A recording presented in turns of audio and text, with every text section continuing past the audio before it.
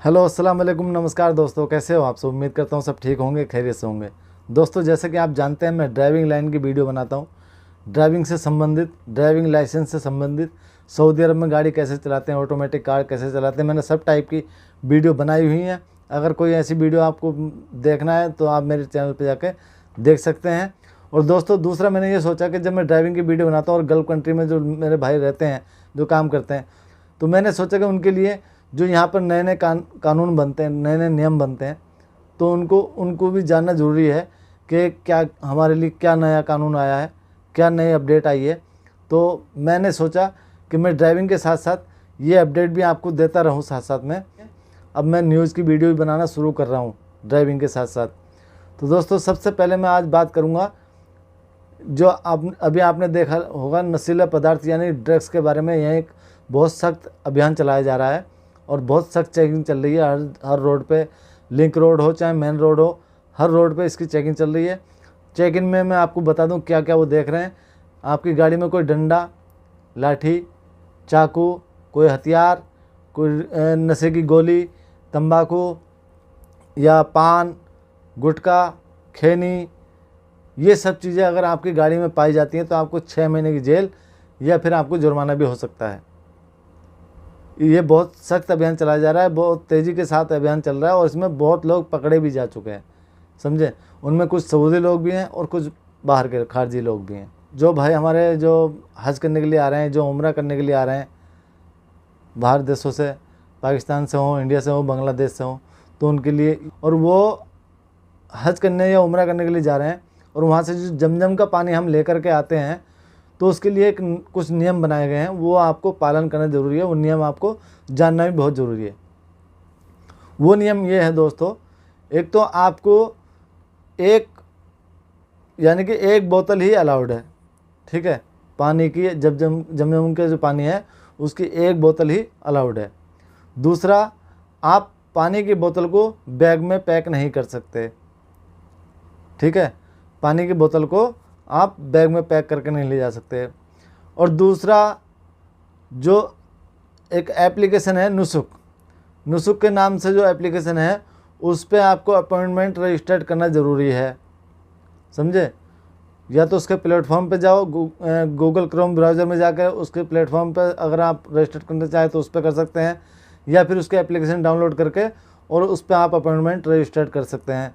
तो ये 3 चीज़ें बहुत ज़रूरी हैं आपके लिए अगर हज या उम्रा करने के लिए आप जा रहे हैं तो, ठीक है। ये 3 चीज़ें आपको ध्यान रखना बहुत ज़रूरी है। तो दोस्तों, और भी कई सारी खबरें हैं जो आपको बताने वाला हूँ। तो सऊदी में वीज़ा स्टिकर को लेकर नियम में बदलाव कर दिया गया है।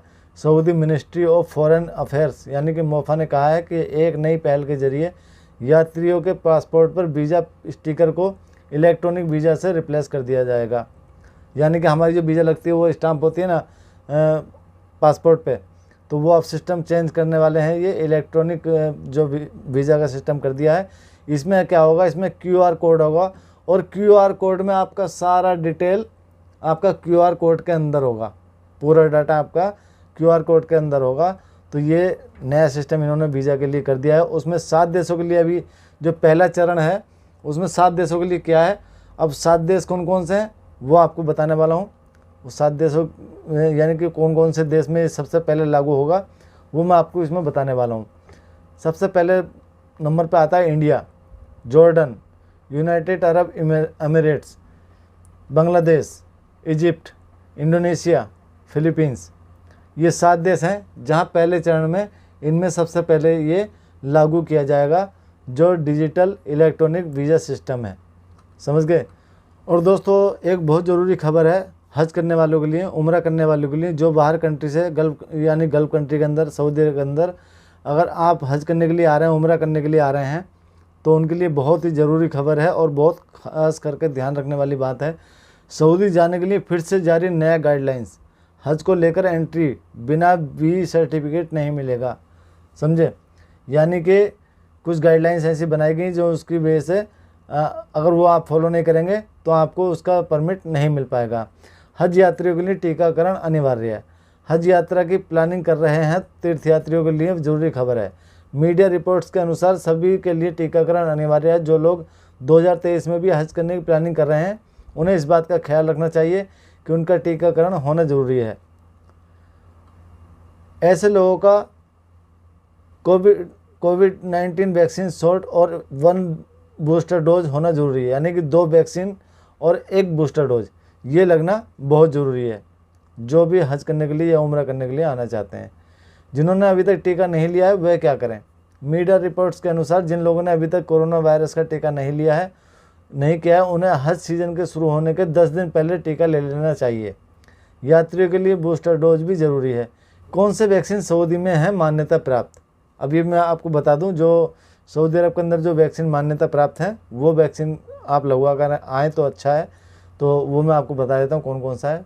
एक तो फाइज़र है, बायोएनटेक है, मॉडर्ना है, एस्ट्राजेनेका है, कोवोवैक्स है और साइनोवैक है, कोवैक्सीन है, स्पुतनिक है और जेनसिन।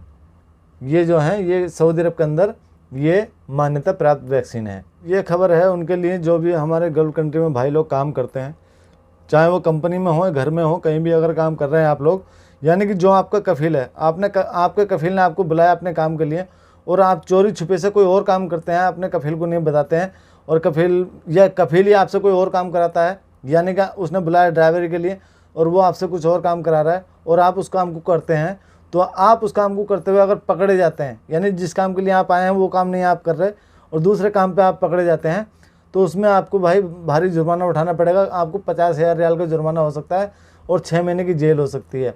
समझे? इसमें साफ तौर से लिखा है कि कामगारों को नियोक्ताओं की तरफ से नियुक्त किया जाता है। सऊदी में अगर कोई कामगार काम करने के लिए जाता है तो उसे कुछ ज़रूरी बातों का ध्यान रखना चाहिए। सऊदी में कामगारों को नियोक्ताओं की तरफ से नियुक्त किया जाता है, लेकिन ऐसे भी मामले सामने आते हैं जिनमें देखा गया है कि कामगारों के द्वारा नियोक्ता के अलावा दूसरे काम किए जाते हैं। समझे? यानी कि जिसके यहाँ आते हैं वो काम उसको हटा कर और दूसरे काम पे लग जाते हैं, जाके अलग से कमाई करने के चक्कर में। नियोक्ता को छोड़कर अपने फ़ायदे के लिए काम करने वाले कामगारों पर लगाया जाएगा जुर्माना। समझे? यानी जो आपका कफील है उसको छोड़कर आप दूसरे काम पर कहीं करते पकड़े जाते हैं तो आपके ऊपर जुर्माना लगाया जाएगा, वो भी 50,000 रियाल का और 6 महीने का आपको जेल भी हो सकती है। मंत्रालय ने उन कामगारों के खिलाफ अलर्ट जारी किया है जो नियोक्ता को छोड़कर अपने फ़ायदे के लिए काम करने लगते हैं। ऐसे प्रवासी कामगारों के लिए दंड निर्धारित किया गया है। दोस्तों आज के लिए इतना ही, मिलते हैं अगली वीडियो में अगली खबरों के साथ। तब तक के लिए अल्लाह हाफिज़, बाय।